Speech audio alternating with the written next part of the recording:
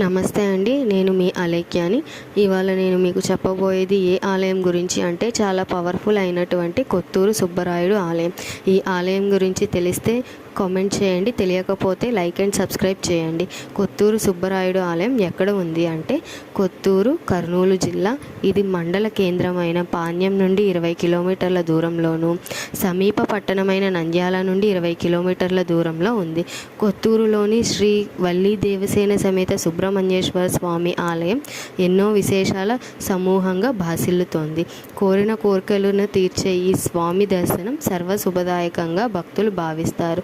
ఇక్కడ సర్పరూపంలో 500 సంవత్సరాల క్రితం సుబ్రహ్మణ్యుడు సుబ్బరాయునిగా సాక్షాత్కరించారు.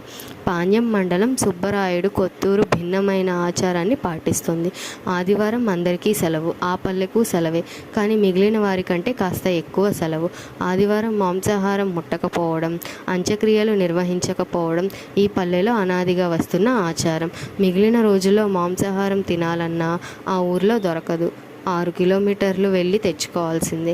ఆసక్తి కలిగించే ఈ ఆచారం వెనుక సుబ్రహ్మణ్యేశ్వర స్వామి ఆలయ స్థల పురాణ నేపథ్యం ఉంది. 500 ఏళ్ల క్రితం కొత్తూరు గ్రామానికి చెందిన బీరం చెన్నారెడ్డి అనే రైతు తీవ్ర ఆర్థిక ఇబ్బందులు ఎదుర్కొన్నాడు. గట్టెక్కే మార్గం చూపాలని ఓ బ్రాహ్మణుడిని ఆశ్రయించాడు. మాఘశుద్ధ షష్ఠి రోజున పొలం దున్నితే కష్టాలు తొలగితాయని బ్రాహ్మణుడు సూచించాడు. దీంతో చెన్నారెడ్డి కాడెద్దులను నాగలికి కట్టి పొలం దున్నడం ప్రారంభిస్తాడు.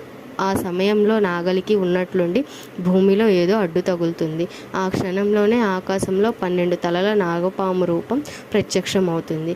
ఆ తేజస్సుకు రైతు కంటి చూపు కోల్పోతాడు. కాసేపటికి చుట్టుపక్కల రైతులు వచ్చి నాగలిని వెనక్కు లాగి చూస్తారు. అక్కడ 12 శిరస్సుల నాగేంద్రుడి విగ్రహం బయటపడుతుంది.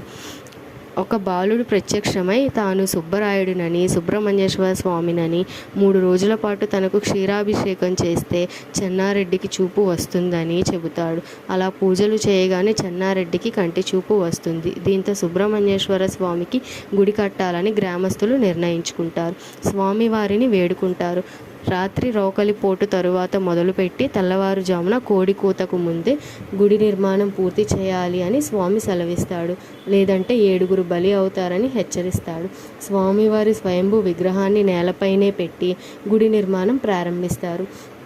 కోడికూతలోగా ప్రహారీ మాత్రమే పూర్తవుతుంది. పైకప్పు లేని ఆలయం సిద్ధమవుతుంది. అప్పటిదాకా ఆ గ్రామం పేరు కొత్తూరు కాగా స్వామి వెలిసిన తర్వాత సుబ్బరాయుడు కొత్తూరుగా మారింది. ఇది స్థల పురాణం.